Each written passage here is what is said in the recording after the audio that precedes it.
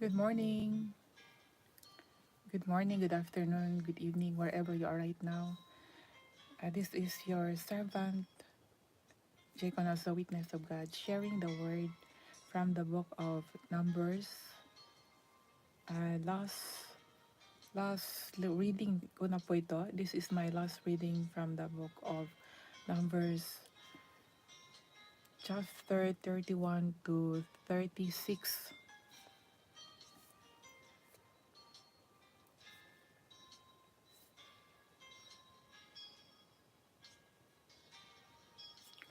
Heavenly Father, I proclaim that all powers belong to you.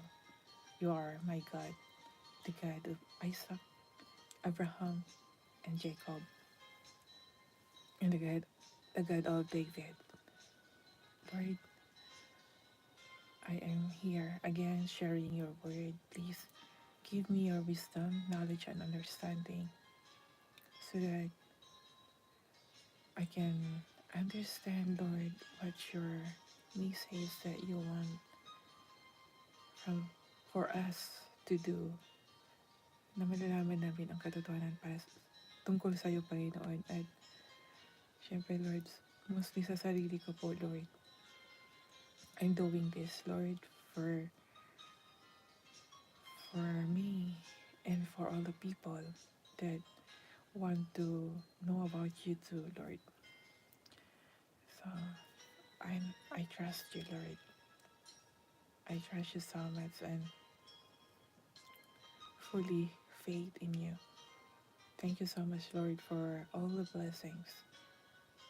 Give give us good health and providing our daily needs and giving us your truth about you. And I ask you, Lord, to give and bless us more and give what we desire in our heart and heal all those people who are in sickness and no food to eat. Provide them, Lord. Thank you, Lord. Thank you so much. I'm so grateful for your love and I never stop praising you, my Lord. In Jesus' name I pray. Amen. Love shout out. Thank you sa aking panauhin. I'm going to read now from the book of Numbers,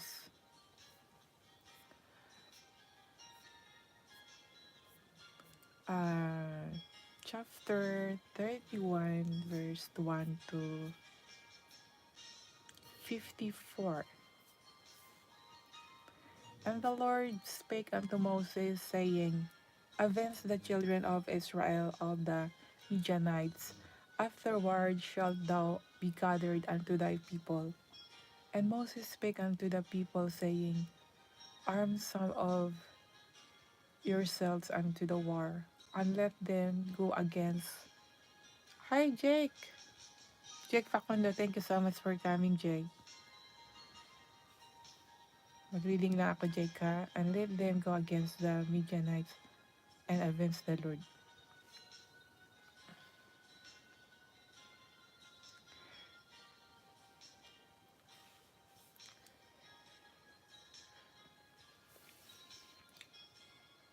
Obedient. Jake, every time na pumunta ka talaga dito, Jake, nafe-feel ano talaga ako. Ano ba yung nagki-carried away ako, Jake? Bakit kaya? Pag every time na pumupunta ka dito na parang gusto kong umiyak. Thank you, Jake.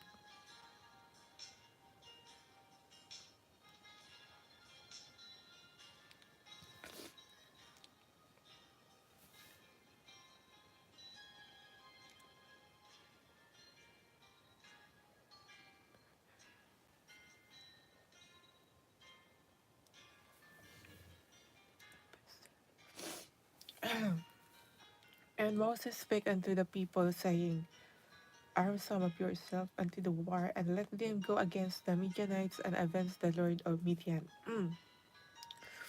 Of every tribe 1,000 throughout all the tribes of Israel shall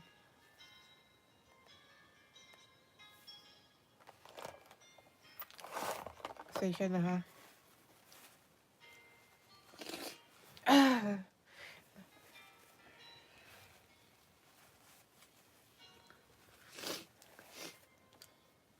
pasensya talaga. Naiyak ako, Jake, pag every time na makikita kita, Jake, ako ba, naiyak talaga ako, Jake. Bakit kaya? Pasensya talaga. Actually, ano ba yun? Nagsisikap ako ngayon para sa Diyos eh. Dahil sayang yung chance.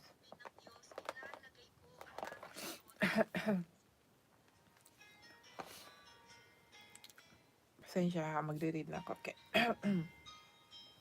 Of every tribe, verse 4 po, of every tribe, 1,000 throughout all the tribes of Israel shall ye send to the war.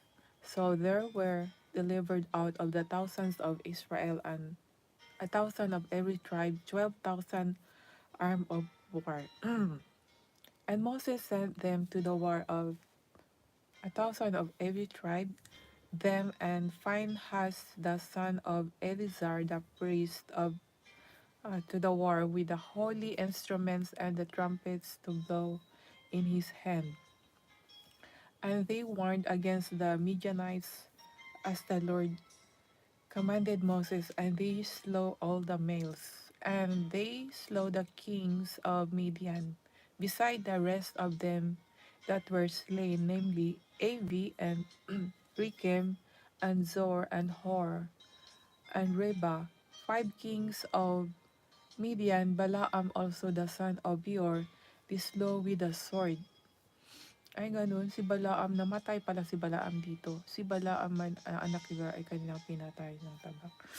And the children of Israel took all the women of Midian captives and their little ones, and took the spoil of all their cattle and all their flocks and all their goods. And they burnt all their cities within they dwelt, and all their goodly cattle with fire. And they took all the spoil and all the prey, both of men and of beasts. And they brought the captives and the prey and the spoil unto Moses and Eleazar the priest. Thank you, Jake. Eh, Actually, reading lang naman ito, Jake. Thank you so much, Jake, ha?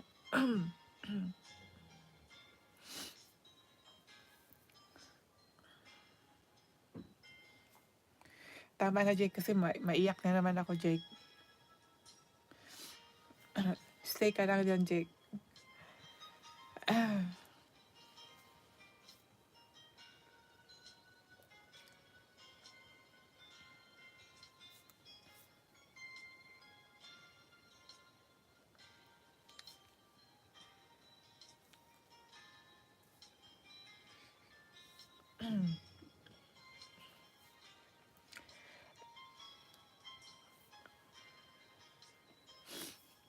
And they burned all the cities wherein they dwelt, and all their goodly castles with fire. And they took all the spoil and all the prey, both of men and of beasts. And they brought the captives and the prey and the spoil unto Moses and Eleazar the priest, and unto the congregation of the children of Israel, unto the camp at the plains of Moab, which are by Jordan near Jericho.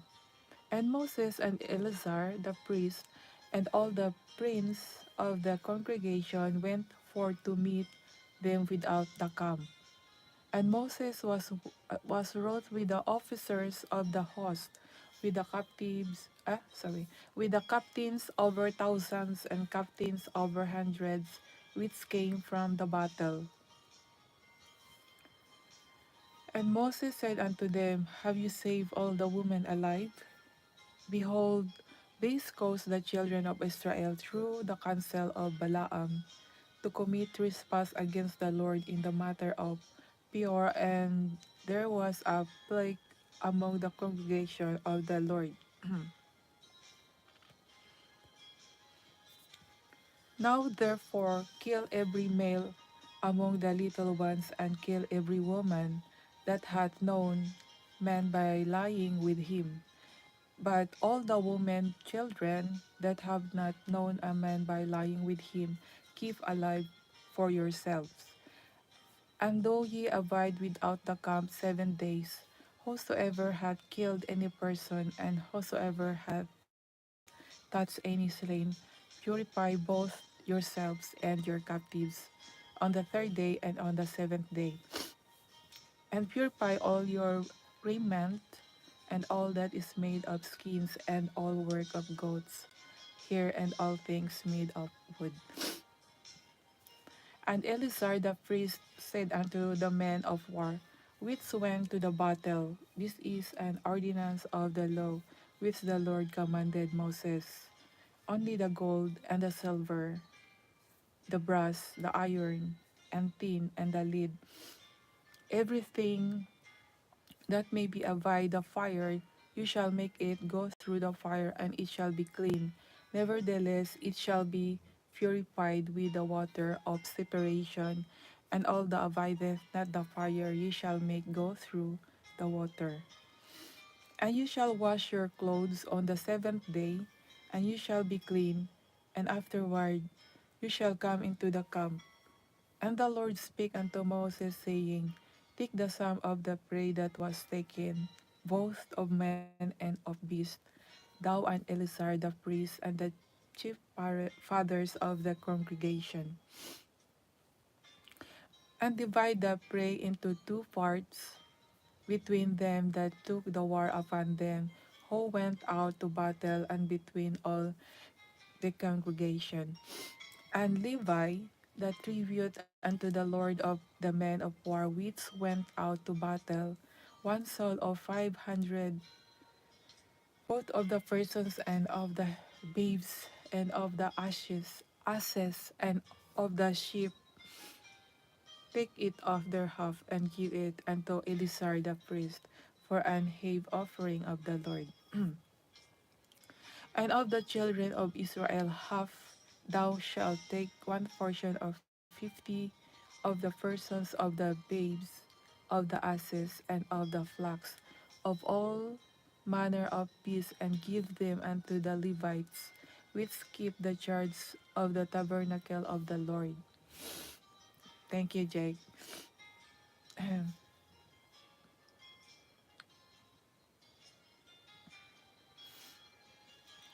And Moses and Eleazar the priest did as the Lord commanded Moses, and the booty being a rest of the prey which the men of war had cut, catch, ano ba? I don't know how to to read. What 600,000 and 70,000 and 5,000 sheep, the 3 score and 12,000 babes, and 30 and 2,000 persons in all, of women that had not known men by lying with him. And the half which was the portion of them that went out to war was in number 300,000 and 730,500 sheep. And the Lord's tribute of the sheep was 600 and 3 score and 15, and the babes were 30 and 6,000, of which the Lord's tribute was 3 score and 12. And the asses were 30,500, of which the Lord's tribute was 3 score and 1. And the persons were 16,000, of which the Lord's tribute was 30 and 2 persons. And Moses gave the tribute which was the Lord's have offering unto Eleazar the priest, and the Lord commanded Moses. And of the children of Israel half, which Moses divided from the men that warred. Now the half that pertained unto the congregation was 300,000 and 30,000 and 7,500 sheep. 7,500. And 30 and 6,000 haves, and 30,000 asses, and 500, and 16,000 persons. And even of the children of Israel's half Moses took one portion of 50, both of men and of beasts, and gave them unto the Levites, which kept the charge of the tabernacle of the Lord. And the Lord commanded Moses. And the officers which were over thousands of the host, the captains of thousands and captains of hundreds, came near unto Moses. And they said unto Moses, Thy servants have taken the sum of the men of war, which are under our charge, and there lacketh not one man of us. Thank you sa aking 1 billion, 1 billion, isang panauhin, sa aking 1 star. Thank you so much, my angel, my human angel.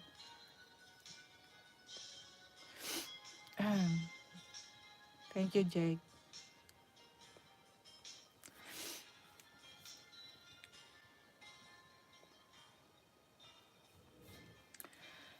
And the officers which were over thousands of the host, the captains of thousand and captains of hundreds, came near unto Moses. Aray, nabalik na ako, sorry. Okay, verse 50 of Numbers 30, chapter 31. We have therefore brought the oblation for the Lord, what every man hath gotten of jewels of gold, chains and bracelets, rings, earrings, and tablets, to make an atonement of our Lord, of our souls before the Lord. And Moses and Eleazar the priest took the gold of them, even all wrought jewels, and all the gold of the offering that they offered after the Lord of the captains of thousands and of the captains of hundreds was 16,750 shekels. Nasisipon ako sa iyo, Jake. Sigma muna ako. Magsigma ako, Jake, ha? Sorry, Jake. Pinaiyak mo naman ako, Jake. Hindi kita inasahan, Jake, eh. Nang bigla kang, sumulpot. Actually, I hope, pero akala ko busy ka. Thank you for coming, Jake.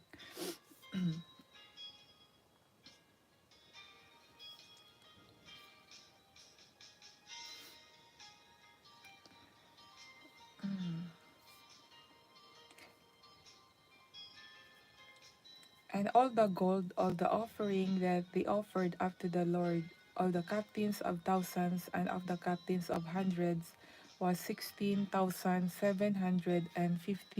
shekels. For the men of war had taken spoil every man of himself, and Moses and Eleazar the priest took the gold of the captains of thousands and of hundreds, and brought it into the tabernacle of the congregation for a memorial for the children of Israel before the Lord.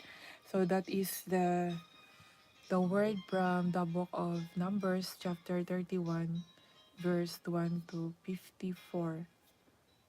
Ang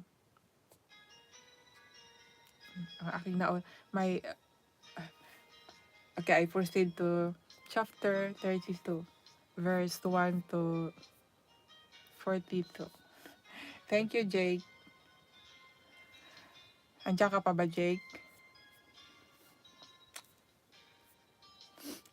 Now the children of Reuben and the children of Gad had a very great multitude of cattle.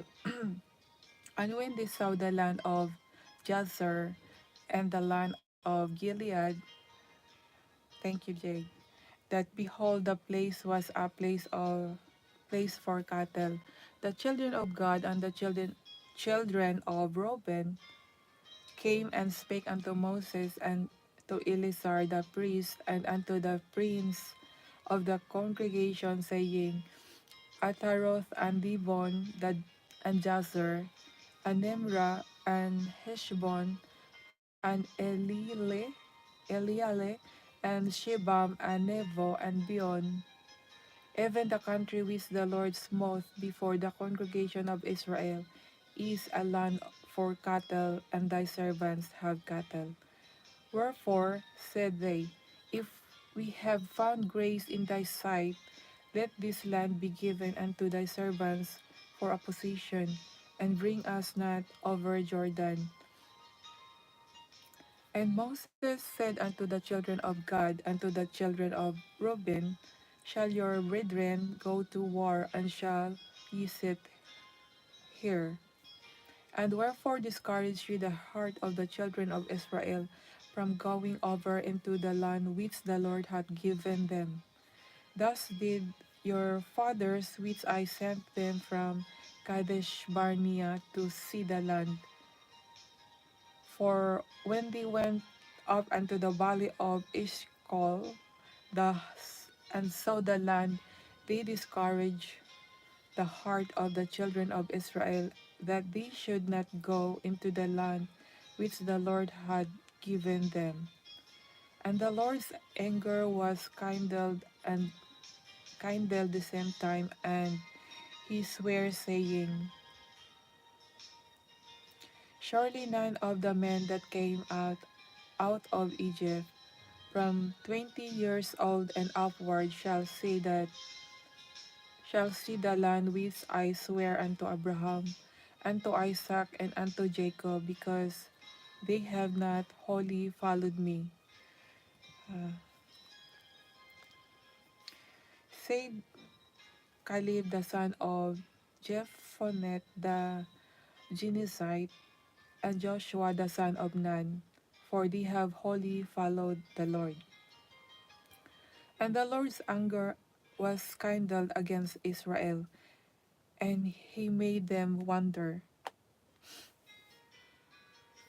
in the wilderness 40 years, until all the congregation that had done evil in the sight of the Lord was consumed. And behold, you are risen up in your father's stead an increase of sinful men, to augment yet the fierce anger of the Lord toward Israel.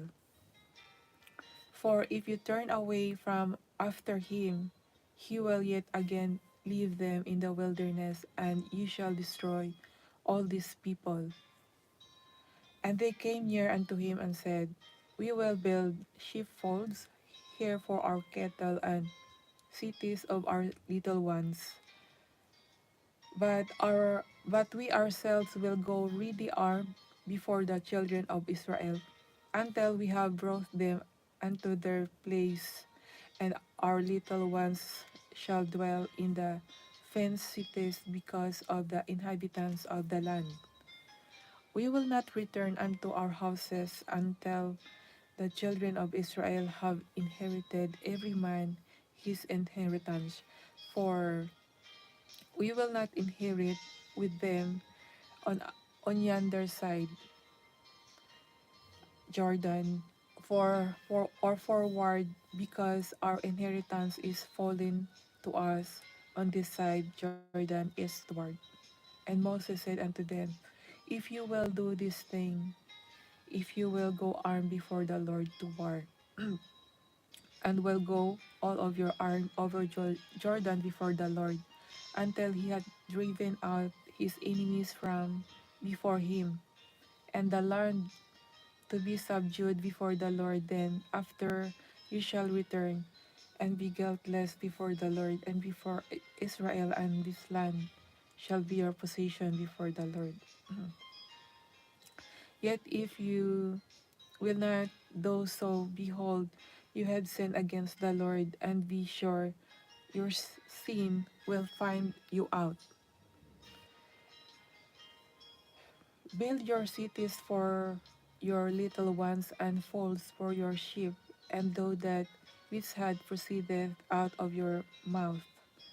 And the children of Gad and the children of Reuben spake unto Moses, saying, thy servants will do as my Lord commanded. Our little ones, our wives, our flocks, and all our cattle shall be there in the cities of Gilead. But thy servants will pass over, every man armed for war, before the Lord to battle, as my Lord said. So concerning them, because commanded Eleazar the priest and Joshua the son of Nun and the chief fathers of the tribes of the children of Israel.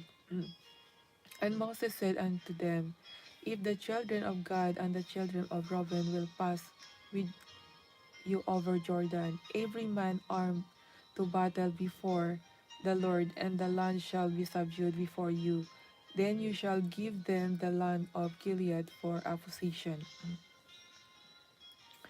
But if they will not pass over with you armed, they shall have possessions among you in the land of Canaan. And the children of Gad and the children of Reuben answered, saying, as the Lord hath said unto thy servants, so will we do. We will pass over armed before the Lord into the land of Canaan, and the possession of our inheritance on this side Jordan may be ours. And Moses gave unto them, even to the children of Gad, and to the children of Reuben, and unto half the tribe of Manasseh, the son of Joseph, the kingdom of Sihon, king of the Amorites, and the kingdom of Og, king of Bashan, the land with the cities thereof in the coast, even the cities of the country round about. And the children of Gad built Dibon and Ataroth and Oroer, and Atroth, Shofan, and Zar, mm, and and Jogbi Hath. Ang hirap naman ito. And Bethimra and Beth Haran, fenced cities and folds for sheep. And the children of Reuben built Heshbon and Eliele and Kirjathaim, and Nebo and Baal-meon, their names being chains, and Shibma, and gave other names unto the cities which they built. And the children of Machir the son of Manasseh went to Gilead and took it, and dispossessed the Amorite which was in it.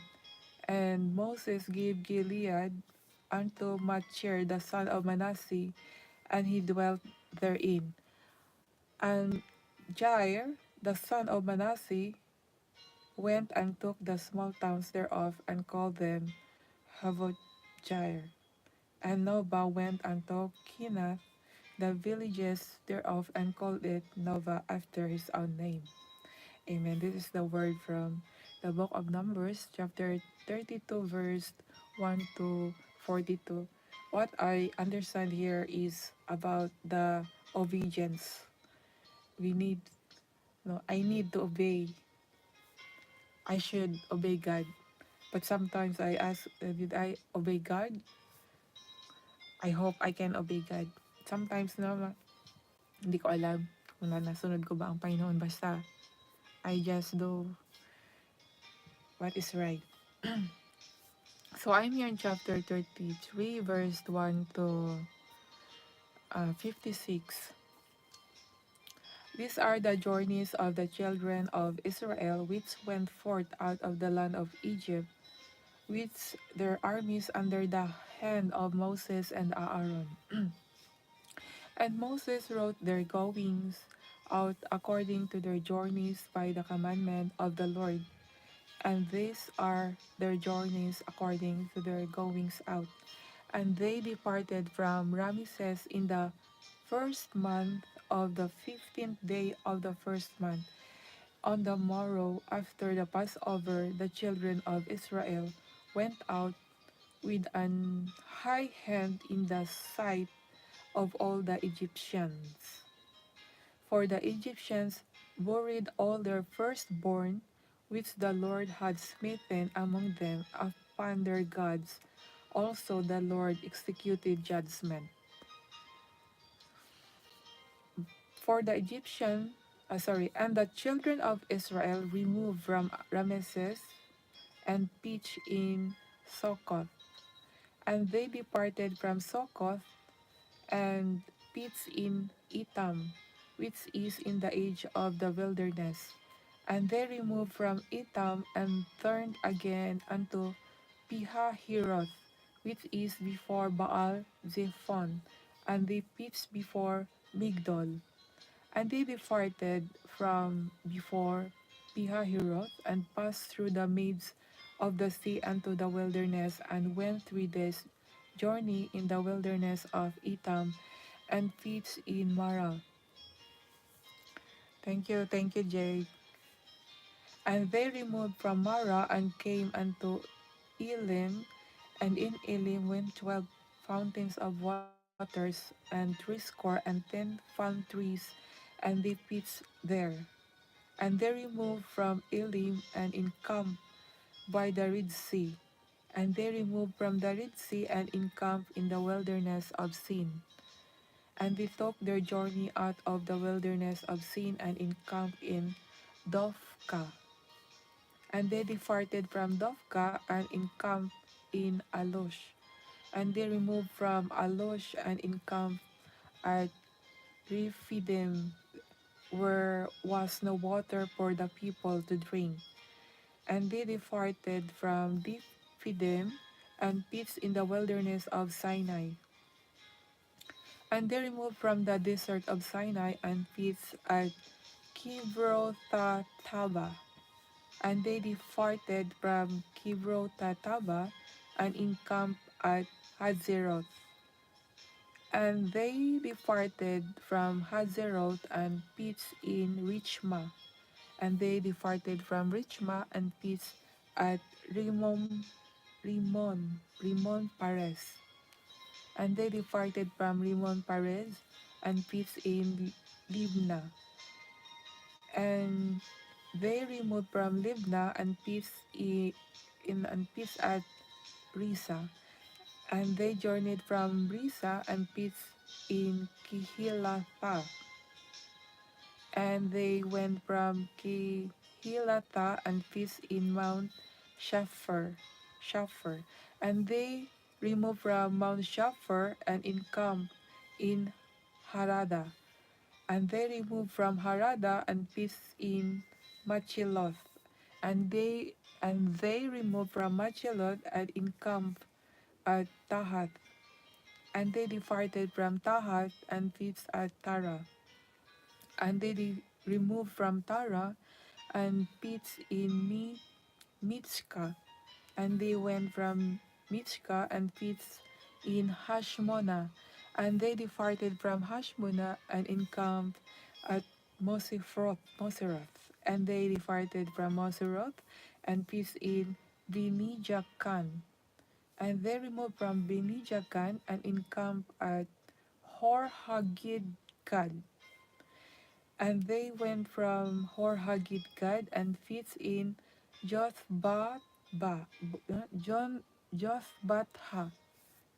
And they removed from Jothbatha and encamped at Ebrona. And they departed from Ebrona and encamped at Eziogaver. And they removed from Eziogaver and pitched in the wilderness of Zin, which is Kadesh. And they removed from Kadesh and pitched in Mount Hor in the edge of the land of Edom. And Aaron the priest went up into the Mount Hor at the commandment of the Lord and died there in the 14th year after the children of Israel were come out of the land of Egypt in the first day of the 5th month. And Aaron was 123 years old when he died in Mount Hor. Thank you, Jake. And King Arad the Canaanite, which dwelt in the south in the land of Canaan, heard of the coming of the children of Israel, and they departed from Mount Hor and pitched Zalmona. And they departed from Zalmona, they pitched in Punon. And they departed from Punon and pitched in Oboth. And they departed from Oboth, they pitched in Ijivarim in the border of Moab. And they departed from Im and pitched in Divongad. And they removed from Divongad and encamped in Almondilavtaim.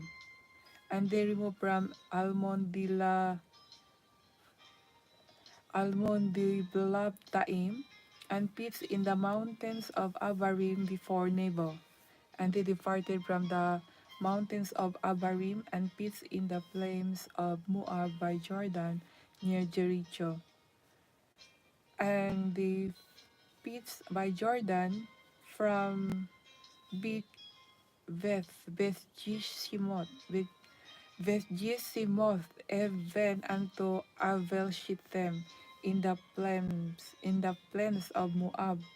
And the Lord spake unto Moses in the plains of Moab by Jordan near Jericho, saying, Speak unto the children of Israel, and say unto them, When you are passed over Jordan into the land of Canaan, then you shall drive out all the inhabitants of the land from before you, and destroy all their pictures, and destroy all their molten images, and quiet pluck down all their high places. And you shall dispossess the inhabitants of the land and dwell therein, for I have given you the land to possess it. And you shall divide the land by lot for an inheritance among your families, and to the more ye shall give the more inheritance, and to the fewer ye shall give the less inheritance. Every man's inheritance shall be in the place where his lot falleth according to the tribes of your fathers. You shall inherit. But if ye will not drive out the inhabitants of the land from before you, then it shall come to pass that those which you let remain of them shall be pricks in your eyes, and thorns in your side, and shall vex you in the land wherein you dwell. Moreover, it shall come to pass that I shall do unto you, and I thought to do unto them. So amazing, no?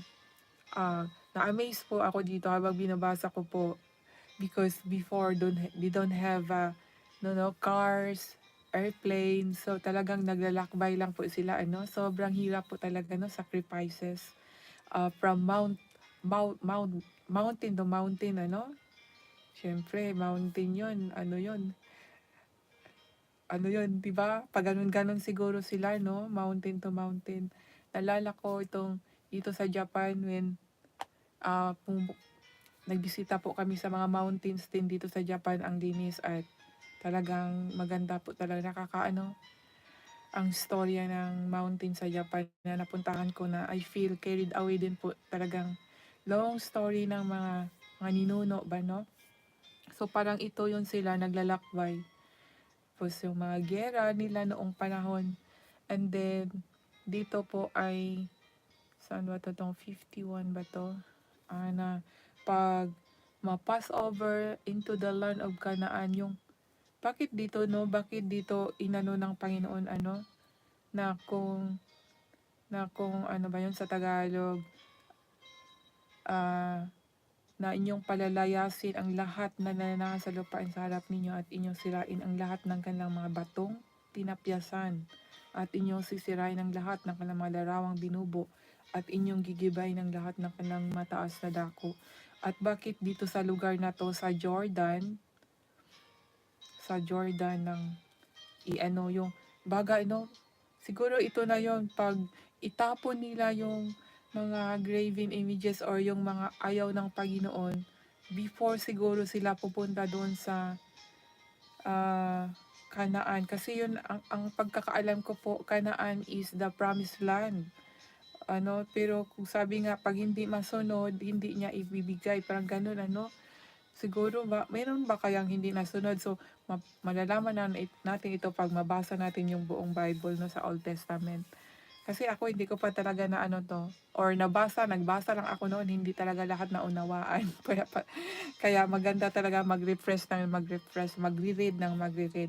So ito na-amaze po ako talaga dito. Bakit dito sa Jericho, I mean sa Jordan, speak, salitain mo sa anak ng Israel at sabihin mo sa kanila, pagtawid ninyo sa Jordan sa lupain ng Kanaan, ay inyo nang palalayasin ang lahat ng mananahan sa lupain.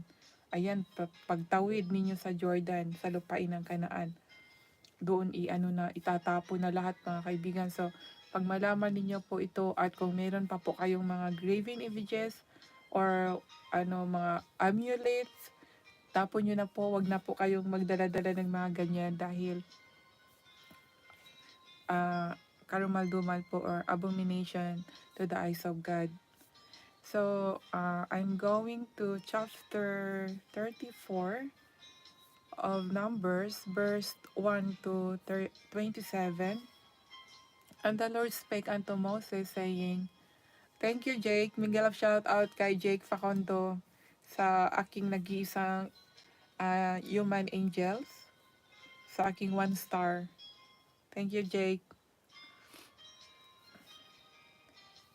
And the Lord spake unto Moses, saying, command the children of Israel, and say unto them, when you come into the land of Canaan, this is the land that shall fall unto you for an inheritance, even the land of Canaan, with the coast thereof.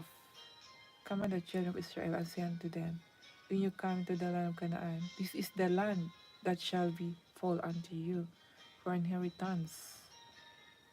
Inutos mo sa mga anak sa tabi sa kanila, pagpasok ninyo sa lupain ng Kanaan, na ito ang lupain mahuhulog sa inyo, na pinakamana ang lupain ng Kanaan na ayon sa hangganan.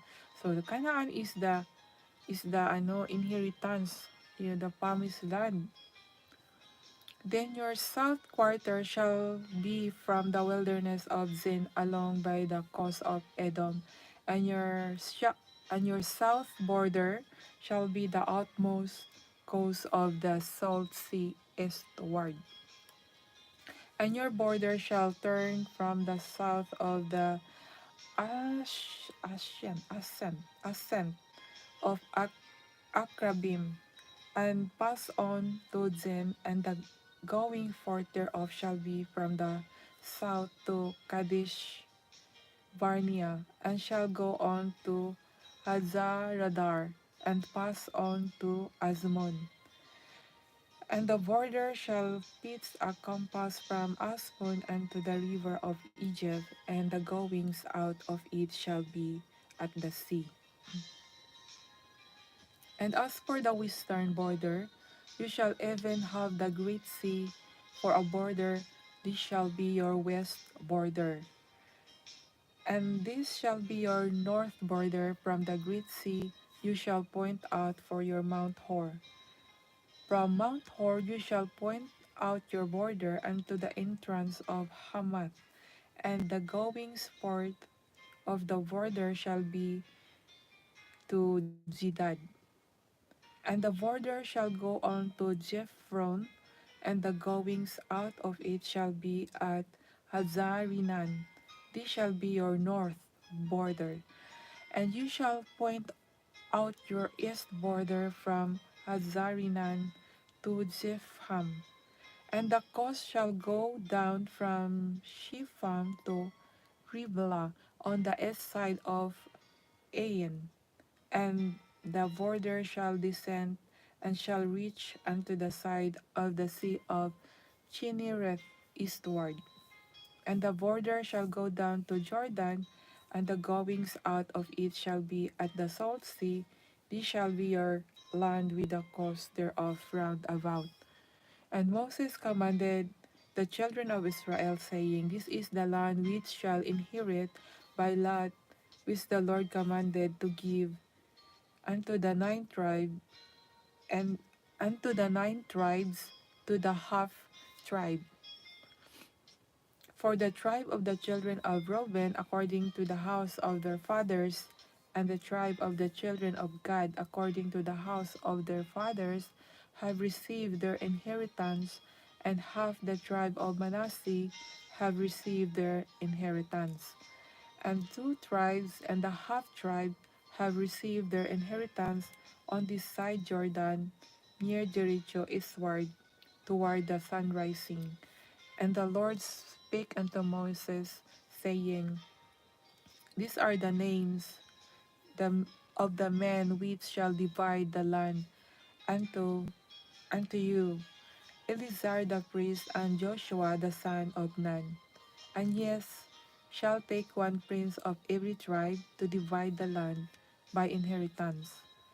And the names of the men are these: and the tribe of Judah, Caleb the son of Jephunneh; and of the tribe of the children of Simon, Samuel the son of Amihud; of the tribe of Benjamin, and the tribe of the children of Simon, sorry, and of the tribe of Benjamin, Elidad the son of Chishlon;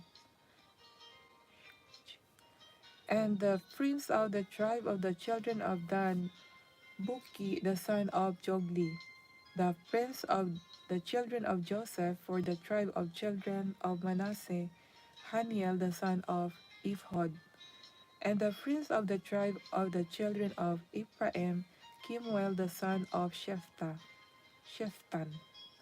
and the prince of the tribe of the children of Jebulun, Elizaphan the son of Parnat; and the prince of the tribe of the children of Issachar, Phaltiel the son of Azan; and the prince of the tribe of the children of Asher, Ahihud the son of Shelomi; and the prince of the tribe of the Israel of Naphtali, Pidahel the son of Amihud. These are they whom the Lord commanded to divide the inheritance unto the children of Israel of Canaan. Ano ba yun? Meron akong na ano dito.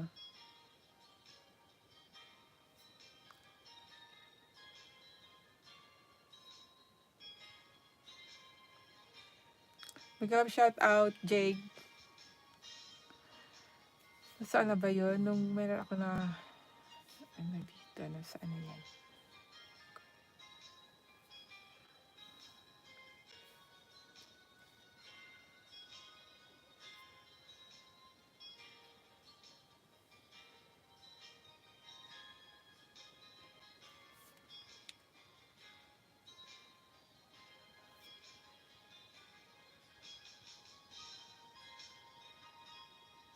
Ah, yes.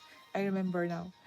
Ito mga kaibigan, habang binabasa ko na mayroon akong naunawaan dito yung tungkol po sa mga bakit noong Old Testament God command yung mga iba ng mga east, west, south, east, no? Bakit ito din ay important sa Panginoon? Kagaya ng kagaya nung hindi ko na maalala kung saan mabasa yung tungkol sa tabernacle, kung saan yung pintuan makaharap. Meron po yun. Kung hindi ako nagkamali, saan ba yan? Sa Ezekiel. May command na mga ganun mga kaibigan ah, na meron palang mga saan yung ang haharap yung mga pintuan. Kaya naalala ko itong Feng Shui. Speaking of Feng Shui, no? Ah, yung mga Feng Shui nagtuturo sila kung saan ilalagay yung mga bagay-bagay.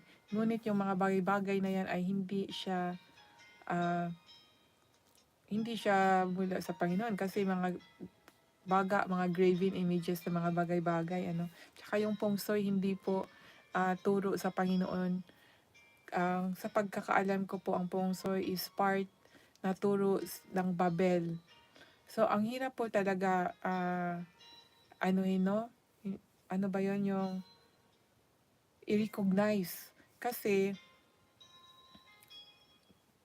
kung sa akin sigurong isipin, hindi naman masama, ngunit siguro ang masama doon kung sino yung Diyos doon na ano ba yun, nagbigay ng blessings, parang ganon. Ito ay sinasabi ko lang po ha.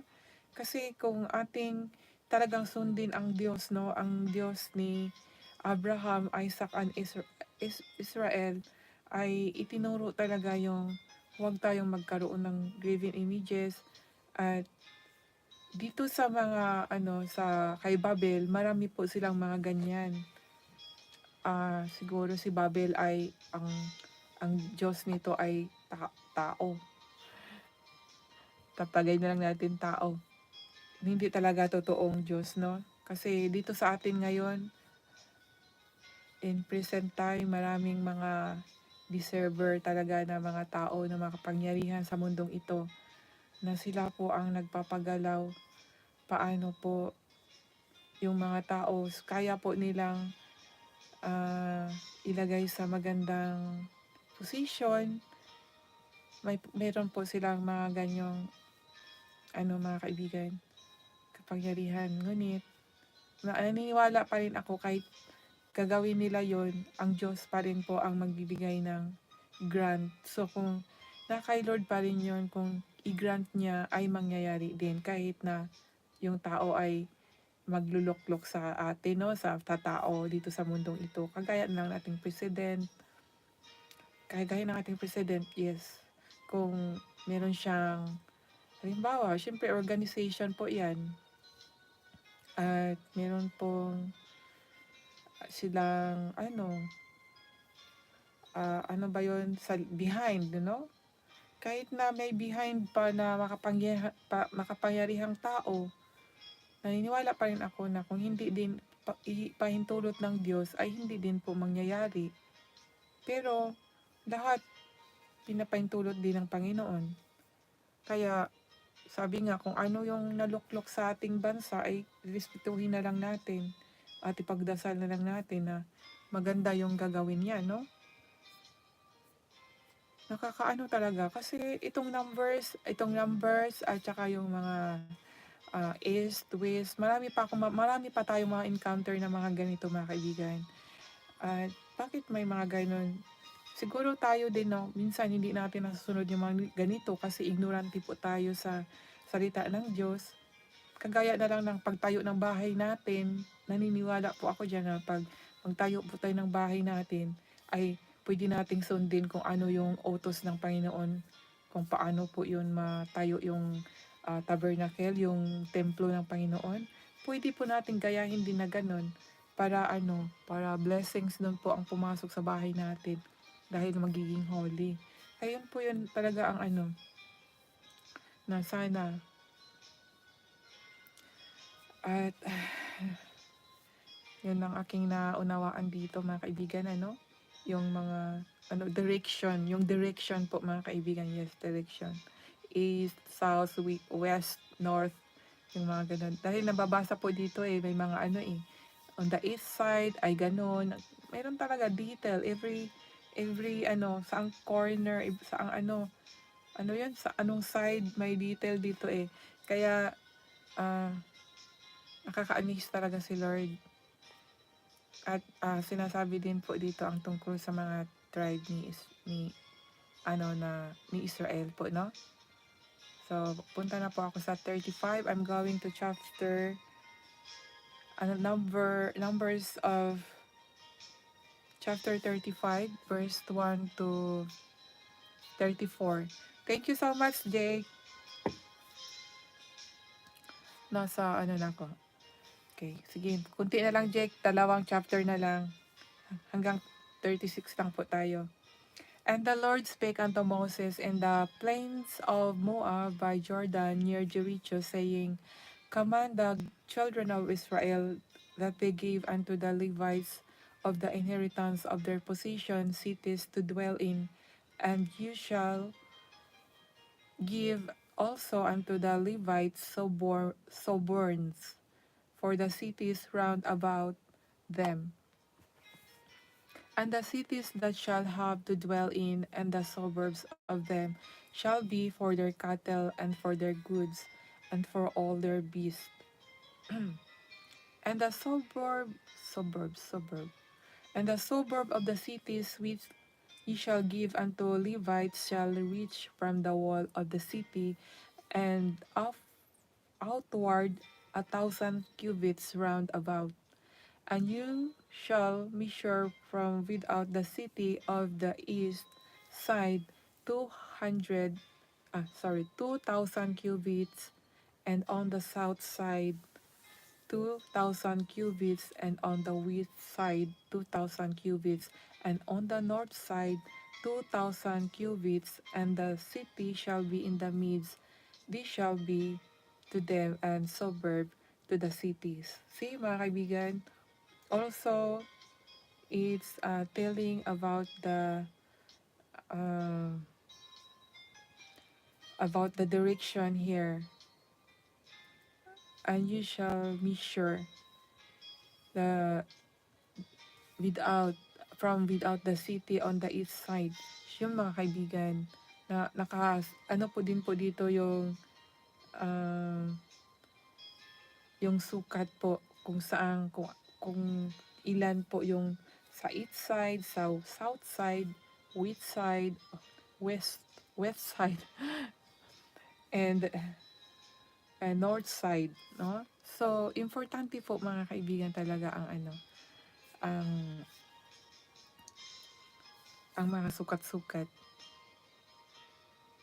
And among the cities which ye shall give unto Levites, there shall be 6 cities of refuge, which you shall appoint for the manslayer, and he may flee thither, and to them ye shall add 40 and 2 cities.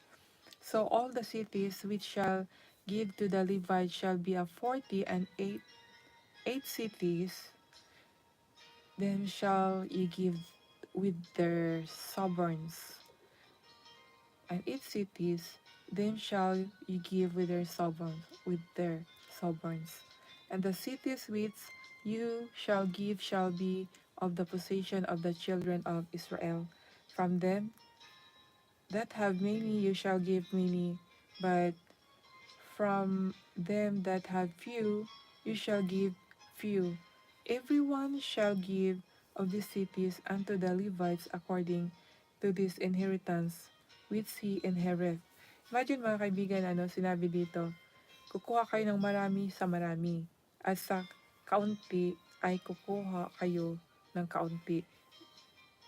Itong word na to mga kaibigan, God is really fair. He's fair, no?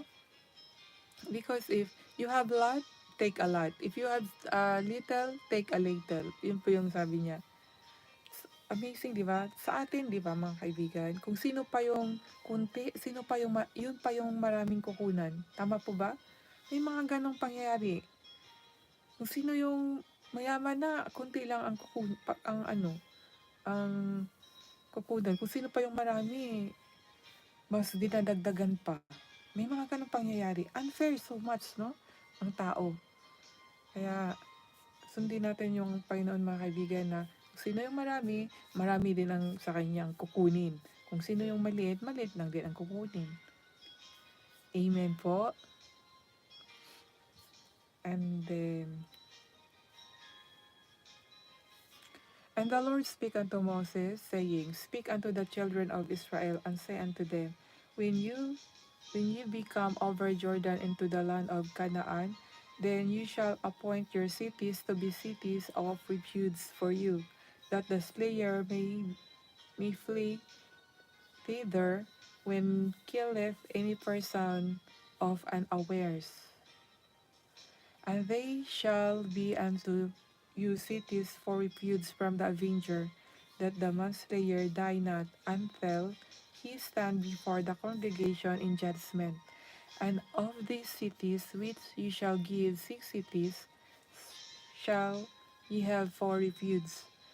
Ye shall give 3 cities on this side Jordan, and 3 cities shall ye give in the land of Canaan, which shall be cities of refuge. These 6 cities shall be a refuge, both for the children of Israel and for the stranger, and for the sojourner among them, that everyone that killeth any person unawares may flee with they there, thither. And if he smite him with an instrument of iron, so that he die, he is a murderer. A murderer shall, a murderer shall surely be put to death. And if he smite him with throwing a stone, wherewith he may die, and he die, he is a murderer. The murderer shall surely put shall surely be put to death. Or if he smite him with an hand weapon of wood, wherewith he may die, and he die, he is a murderer. The murderer shall surely be put to death. The, the revenger of blood himself shall slay the murderer. When he meeteth him, he shall slay him. But if he thrust him of hatred, and hurl at him by laying of faith, that he die, or in enmity smite him with his hand, and he die, he that smote him shall surely be put to death, for he is a murderer. The revenger of blood shall slay the murderer whom he meeteth him. But if he thrust him suddenly without enmity, or have cast upon him anything without laying of weight, or with any stone wherewith a man may die, seeing him not, and cast it upon him, and he died, and was not his enemy, neither sought his harm, then the congregation shall judge between the slayer and the revenger of blood according to this judgment. And the congregation shall deliver the slayer out of the hand of the revenger of blood, and the congregation shall restore him to the city of his repute, whither he was fled. He shall abide in it unto the death of the high priest, which was anointed with the holy oil. And the congregation But if the slayer shall at any time come without the border of the city of his repute, whither he was fled, and the revenger of blood find him without the border of the city of his repute, and the revenger of blood kill the slayer, he shall not be guilty of blood,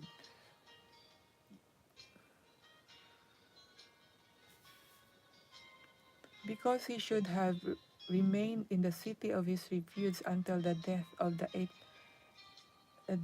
high priest. But after the death of the high priest, the slayer shall return unto the land of his possession. Of these things shall be for a statute of judgment unto you throughout your generations in all your dwellings. Whoso killeth any person, the murderer, shall be put to death by the mouth of witnesses, but one witness shall not testify against any person to cause him to die. Moreover, ye shall take no satisfaction for the life of a murderer which is guilty of death, but he shall be surely put to death, and ye shall take no satisfaction for him that is fled to the city of his repute, and he should come again to dwell in the land until the death of the priest. So ye shall not pollute the land wherein you are, for blood is defiled the land, and the land cannot be cleansed of the blood that is shed therein, but by the blood of him that shed it. Defile not therefore the land which you shall inhabit, wherein I dwell, for I the Lord dwell among the children of Israel. At huwag ninyong dudumhan ang lupain na inyong tinatahanan, na ako'y tumahan sa gitna niyan, sapagkat ako'y Panginoon ay tumatahan sa gitna ng mga anak ng Israel. Amen. Ang ganda ng last word mga kaibigan. Uh, it's inspired and also very good, because sinabi dito, huwag ninyong dumihan ang lupain na inyong tinatahanan, na ako'y tumahan sa gitna niyan sapagkat ako'y Panginoon ay tumatahan sa gitna ng mga anak. Ah, ang aking naunawaan dito, no, based sa ating sarili mismo, sa personal life natin, sa ating katawan na to, sinabi na huwag ninyong dudumhan ang lupain na inyong tinatahanan. So, we can refer also this to our body. Huwag nating dumihan ang ating katawan na tinatahanan. At ako'y tumatahan sa gitna niyan. Mga kaibigan, pwede nating i-refer ang word nito in our body as like the land of God, the church of God. Siyempre, no? And the center of that temple is diyan po tumatahan ang ating Panginoon. Huwag nating dumihan para po siya ay manantili sa atin. At ako'y tumatahan sa gitna niyan sapagkat ako'y Panginoon na tumatahan sa gitna ng mga anak ng Israel. Kung tayo ay anak ng Diyos, mismo sa atin mga kaibigan, hindi lang sa lupa na nandyan siya sa gitna ng buong bansa, no, ng Israel, kundi in our life, in our self mga kaibigan, mismo sa ating sarili, pwede mag-dwell ang ating Panginoon. Kaya huwag po nating dumihan, no? Ang ganda nitong last verse. Dito ako mas na-amaze. We should be the land of God. We should be the temple of God. God will dwell in us, inside the center, tumatahan sa gitna ng ating katawan, mga kaibigan. So I'm going to chapter 36 of Numbers, verse 1 to 13. And the chief fathers of the families of the children of Gilead, the son of Machir, the son of Manasseh, of the families of the son of Joseph, came near and speak before Moses and before the prince and chief fathers of the children of Israel. And they said, the Lord commanded my Lord to give the land of an inheritance by lot to the children of Israel. And my Lord was commanded by the Lord to give the inheritance of Zelophehad our brother unto his daughters.